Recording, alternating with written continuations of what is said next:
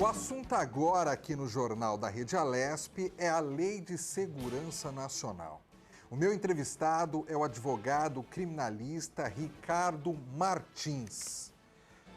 Doutor Ricardo Martins, é um prazer recebê-lo. Eu quero saber quando a situação deixa de ser uma ofensa para se tornar um crime, doutor?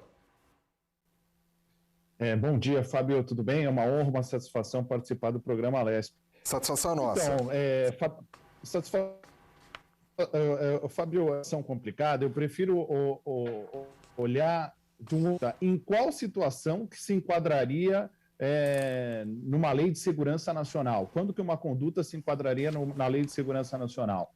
Né? A lei de segurança nacional, que é a lei 7170 de 1983, ela prevê o seguinte: ela define os crimes contra a segurança nacional, a ordem política e social, estabelece o seu processo de julgamento e dá outras providências.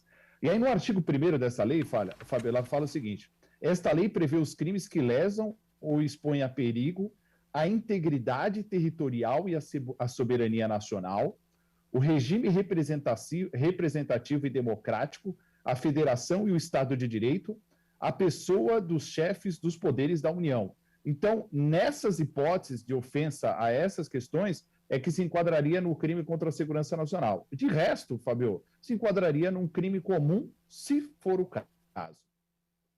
Agora, doutor, toda vez que se fala nessa coisa de opinar, né, e saber se é um crime a opinião que a pessoa deu, ou se é liberdade de expressão, parece que tem uma linha muito tênue aí, né? Por que que às vezes é liberdade de expressão, às vezes é ofensa? Como é que a gente sabe diferenciar, ou pelo menos deveria saber diferenciar isso?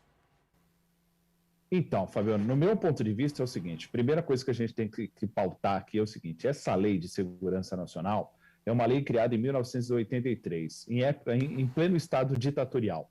É uma lei que, no ponto de vista de muitos juristas, ela é uma lei, em vários aspectos, é uma lei inconstitucional. Seria uma lei que não teria sido recepcionada em sua integridade pela Constituição Federal de 1988. Mas ela está aí, ela está em vigor. Ela ainda não foi questionada, a sua constitucionalidade ainda não foi questionada perante o Supremo Tribunal Federal, o que eu acho que logo mais vai acontecer.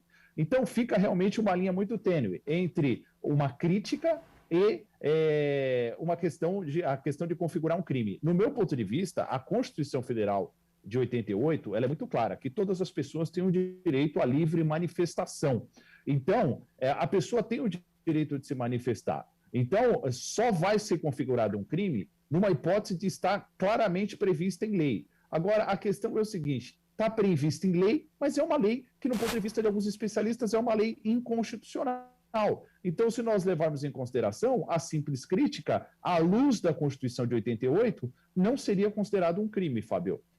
Doutor, eu vou fazer um entendimento aqui, o senhor me corrija se eu estiver errado, tá bem? Pelo que eu estou entendendo, a Constituição ela valoriza muito a liberdade de expressão de cada cidadão brasileiro. Então, assim, se esse cidadão deu uma opinião em relação a um governante, por exemplo, seja presidente, governador, prefeito, deputado, é a opinião dele sobre aquela pessoa. E isso não pode ser visto como um crime de segurança nacional, embora exista algo na lei que fale a respeito disso. Porque a liberdade de expressão é o que deve prevalecer. Seria mais ou menos isso? Exatamente isso, porque a Constituição é a lei maior, né? É a nossa carta social, o nosso pacto social, ela está acima de qualquer lei federal. Então não adianta existir, não faz sentido a existência de uma lei que contrarie o próprio preceito constitucional. Então,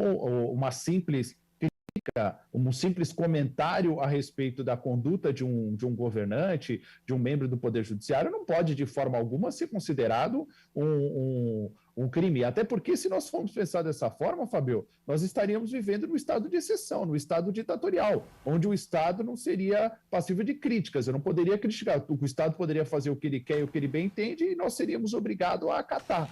Eu não sei. Será que nós estamos vivendo no estado de exceção, no estado ditatorial? Porque se nós estivermos vivendo no estado ditatorial, Fabio, aí eu concordo com você que não existe crítica. Doutor Ricardo, agora, e difamação? A gente falou primeiro a respeito de segurança nacional. Difamação já seria um outro tipo de crime. No que a pessoa poderia ser enquadrada, na opinião dela, como difamação? Então, a difamação, ela é diferente, ela não está prevista no artigo da Lei de Segurança Nacional, ela está prevista no artigo 139 do Código Penal, que ela diz o seguinte: difamar alguém imputando-lhe fato ofensivo à sua reputação, ok?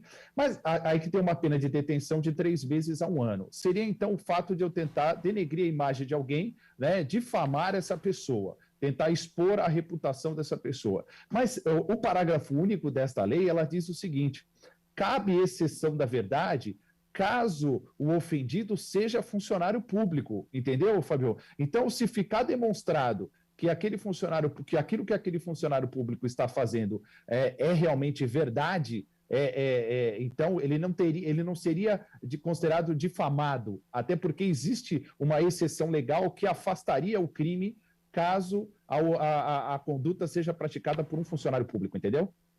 Entendi.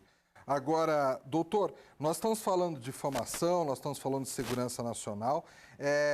Recentemente, semanas atrás, teve um youtuber que é bastante conhecido no Brasil, que ele acabou usando o termo genocida para se referir ao presidente da República. Isso se enquadra naquilo que a gente falou de opinião, ou pelo significado da palavra genocida, e isso já é algo mais do que opinar, é algo difamatório, é algo que se comete algum tipo de crime? Então, se nós levarmos em consideração a Lei de Segurança Nacional, em tese, poderia configurar o crime. Agora, se nós levarmos em consideração o texto constitucional, no meu ponto de vista, o youtuber está amparado pela sua livre manifestação, pelo seu direito constitucional de se manifestar. Aí é uma questão de ponto de vista jurídico, entendeu, Fabio? Se eu levar em consideração uma lei de 1983, que foi aprovada na época da ditadura, eu vou levar em consideração que ele teria praticado um crime. Mas, à luz da Constituição, não tem como você visualizar isso como crime. Ele está se manifestando. E aí eu pergunto e já respondo, né? É genocida ou não é genocida? E o que ele quis dizer com esse termo genocida? Essa que é a questão. Foi uma crítica? Ele quis difamar o presidente? Ou é uma realidade do que está acontecendo? Essa é a questão, entendeu, Fabio? Doutor, uma outra curiosidade. A gente está falando aqui sobre esse assunto, acaba sendo um assunto realmente bastante polêmico, mas todos esses direitos que nós estamos falando, que são direitos do cidadão brasileiro, que está lá na Constituição, liberdade de expressão, opinião, quando essa opinião ela parte de um político, por exemplo, em relação a um outro político, ou de um poder em relação ao outro poder, as regras são as mesmas ou aí a coisa já muda? A coisa já muda até porque, Fabio, o deputado federal, por exemplo, ele tem o direito à sua imunidade.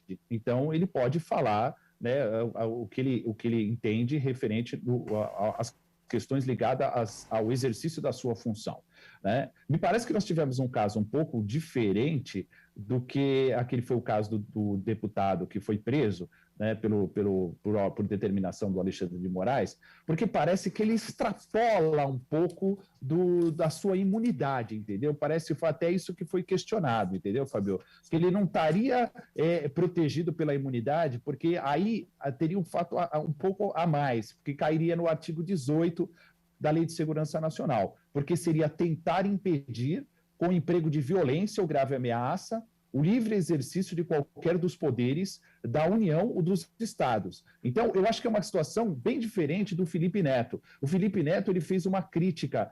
Em momento algum, ele quis impedir ou ele ameaçou ameaçou o presidente ou ameaçou ministros ou qualquer integrante do poder legislativo, executivo. Ele fez apenas uma crítica. É uma situação totalmente diferente, no meu ponto de vista, do deputado que foi preso, entendeu, Fabio?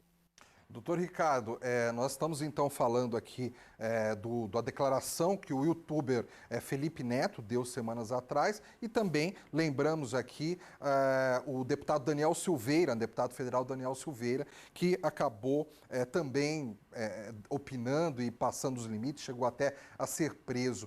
Agora, esse tipo de coisa, na hora de se analisar, por exemplo, se é um crime, se não é, isso é de competência de quem? Quem realmente tem competência para avaliar se a atitude do youtuber foi correta ou não, se a atitude do deputado federal foi correta ou não?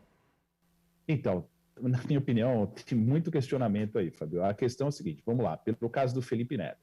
No caso do Felipe Neto, a situação é um pouco diferente. Parece que foi instaurada uma investigação policial, né? Foi lavrado um boletim de ocorrência e teria sido dado início a uma investigação por parte de um delegado da Polícia Civil, o que não seria de competência da Polícia Civil. Porque ali, um caso de um crime contra a honra do presidente da República, nós dependeríamos de uma requisição do ministro da Justiça, coisa que não aconteceu, porque quem foi registrar esse boletim de ocorrência, segundo consta, foi o filho do presidente. Né? Ele procurou um delegado de polícia numa determinada delegacia e registrou esse boletim de ocorrência. Então, ele seria a parte ilegítima para registrar essa ocorrência. E pior ainda, nem a Polícia Civil seria competente para investigar esse tipo de crime. Até porque os crimes de competência da Lei de Segurança Nacional, Fabio, eles seriam de competência da Justiça, da Polícia Federal, né, a investigação, e depois o julgamento pela Justiça Federal. Então, começou tudo errado ali, Fabio, no meu ponto de vista, tá? Não pode acontecer. Agora foi remetido lá para a Justiça, para a Polícia Federal, mas eu acho que continua com um vício, que seria a questão da requisição do ministro da Justiça, o que não aconteceu no caso concreto, entendeu, Fabio? Agora, novamente, vamos falar de uma outra declaração do mesmo youtuber, o Felipe Neto, que ele declarou aí recentemente que o novo ministro da Saúde, né, o Marcelo Queiroga, ele chamou esse ministro da Saúde de fantoche. Nós estamos ainda batendo na mesma tecla, ele continua realmente simplesmente dando a opinião dele? Claramente, Fabio, na minha opinião, não tem nem discussão. A opinião dele, clara, direito à livre manifestação. Se o fato de genocida, na minha opinião, já não configura nenhum tipo de crime, o fato de chamar de fantoche, menos ainda. Felipe Neto ele está no direito não de youtuber, ele está no direito de cidadão brasileiro. Qualquer cidadão brasileiro tem o direito de fazer crítica. É assim que funciona num Estado democrático de direito, num país civilizado, onde as pessoas têm o direito à livre manifestação. É assim que deve funcionar. Uma pessoa que está à frente de uma gestão pública, ou até mesmo da gestão privada, elas têm que estar abertas a críticas. Uma pessoa que não está aberta a críticas, ela nunca evolui, Fábio. A crítica faz parte da democracia. A crítica é importante até para a própria manutenção da democracia, Fábio. Então, doutor Ricardo, pelo que o senhor está falando, talvez nós vivamos no Brasil hoje um momento político onde a judicialização sobre os assuntos políticos, os assuntos do dia a dia, está virando algo recorrente. E pelo que o senhor está falando, me corrija se eu estiver errado, se eu estiver interpretando errado o que o senhor está falando, isso até é uma ameaça à democracia. Se todas as opiniões agora que as pessoas forem dar acabarem indo parar na justiça, é isso? Exatamente, né? Tem um estudo aí que estava discutindo o quanto que a Lei de Segurança Nacional está sendo utilizada nos últimos tempos. Aumentou muito, né? Cresceu muito a utilização da Lei de Segurança Nacional, coisa que não acontecia antigamente, né? Você vê o próprio youtuber Felipe Neto, ele falou que na época que ele fazia as críticas ao ex-presidente Lula, ele nunca recebeu nenhum tipo de ameaça, nenhum tipo de coação, de processo judicial, nem nada. E agora, com o atual governo, ele passou a receber críticas. A questão que fica é o seguinte, Fábio, eu falo isso na qualidade de advogado criminalista militante. Será que nós já não estamos vivendo num estado ditatorial, num estado de exceção, em que o direito à livre manifestação já não está sendo restrito? É aí que fica a questão. Eu como advogado criminalista, eu já tenho a opinião clara que nós já estamos vivendo num estado de exceção, Fábio. Nós não podemos ter a liberdade de manifestação como nós tínhamos antigamente, não. Tá? As coisas mudaram muito e o Brasil ele está num estado muito delicado, muito perigoso, e eu acho que ele precisa tomar o rumo, ele precisa saber o que ele quer, se é viver num Estado democrático de direito ou viver num estado de exceção. Só que viver num estado de exceção, numa ditadura, tem seu preço. E esse preço não é barato, não. Perfeito. Então nós conversamos aqui com o doutor Ricardo Martins, ele que é advogado criminalista e que trouxe aqui esclarecimentos sobre um assunto que é tão interessante, sobre lei de segurança nacional, sobre liberdade de expressão, sobre assuntos que afetam a população no dia a dia. Muito obrigado, doutor Ricardo. Eu quero à disposição sempre. É, assunto polêmico.